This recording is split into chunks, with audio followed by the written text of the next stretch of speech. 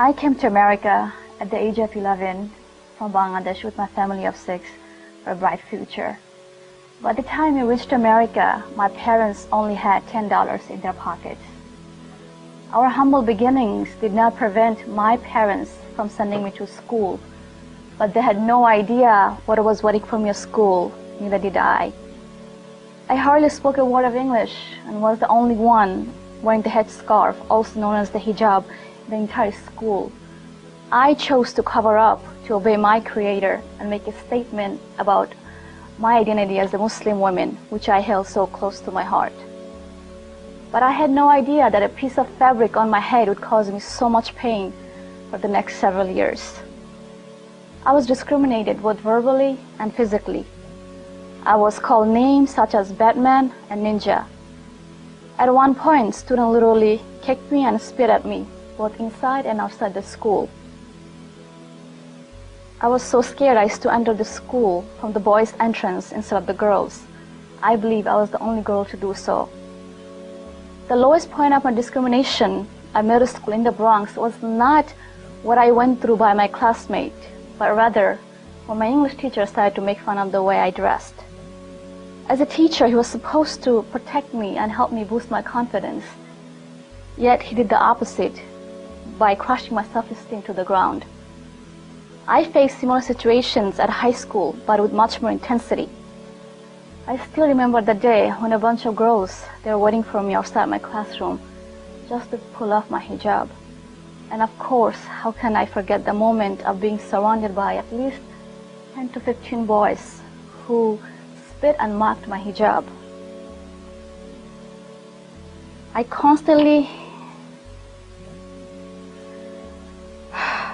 I feel so helpless and terrified. I constantly face the following question: don't you ever dress normal? Constant discrimination continued throughout my high school years. I could have dropped out of my high school, but that was never an option for me. In fact, I graduated on top of my class.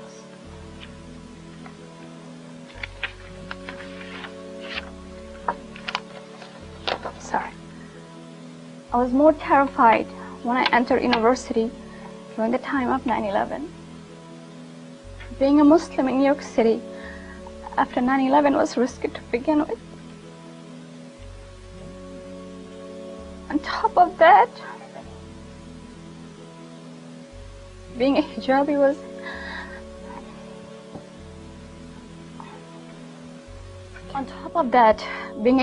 was a direct sign saying she's a Muslim. I constantly lived in fear as I was called names such as Osama bin Laden and terrorist. And of course, I could never avoid those stares as if I was from a different planet. I even got chased a few times on the street. It was a total nightmare. Fast forwarding a few years, on October 1st, 2010, I launched an online hijab store called stunninghijab.com. One of the aims of my business was to serve others. I wanted to have a support system where Muslim women could share their hijab experience. Shortly afterwards, I started to receive emails from women across the globe. I specifically remember this 14-year-old girl named Aliyah from UK. She wrote me an email explaining how her classmate chewed gum and spit at her hijab, and it became a laughing matter just because of her hijab. I also received countless messages from women who got fired from their job and was rejected at their job interviews just because of their hijab. After reading all these messages, I was able to relate to them, sympathize with them, and knew exactly what they're going through. During the summer of 2011, after receiving many messages from women across the globe with similar situations, I kept on thinking, how can I help these women? How can I help myself? That's when the idea of World Hijab Day came to my mind. I thought if I could invite women in all faiths, Muslim and non-Muslim, to walk in my shoes just for one day, perhaps things would change. I want to bring this idea to life So I created a website called worldhijabday.com along with a Facebook fan page. I launched them on January 21st, 2013. My message was simply to invite women in all faiths across the globe to wear the hijab just for one day on February 1st, 2013.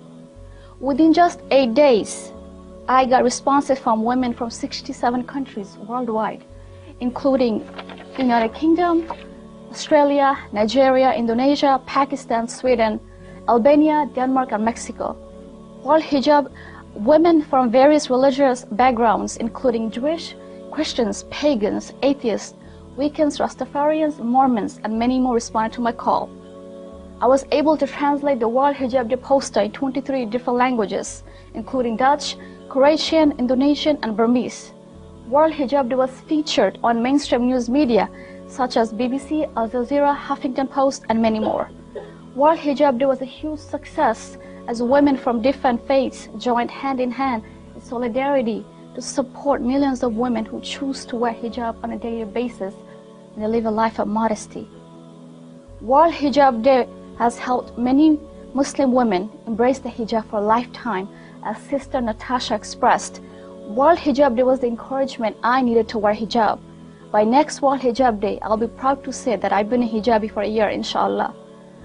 Before I end my talk, I would like to remind myself and all of you here that this life is too short to hold grudges or hate toward each other. At the end of the day, we are all part of one big family called human race. I pray that a movement like World Hijab Day give us an opportunity to learn to be tolerant of each other by accepting and respecting each other's differences. It is only through tolerance and understanding we can coexist peacefully. I invite all of you to join in my quest to have 1 million participants for the next World Hijab Day on upcoming February the 1st by spreading the word. It is only through working together we can achieve to have a local form of World Hijab Day in as many cities, states, countries, and continents as possible. Let's start a World Hijab Day revolution, a tool for tolerance, understanding, and peace. Thank you very much for your time.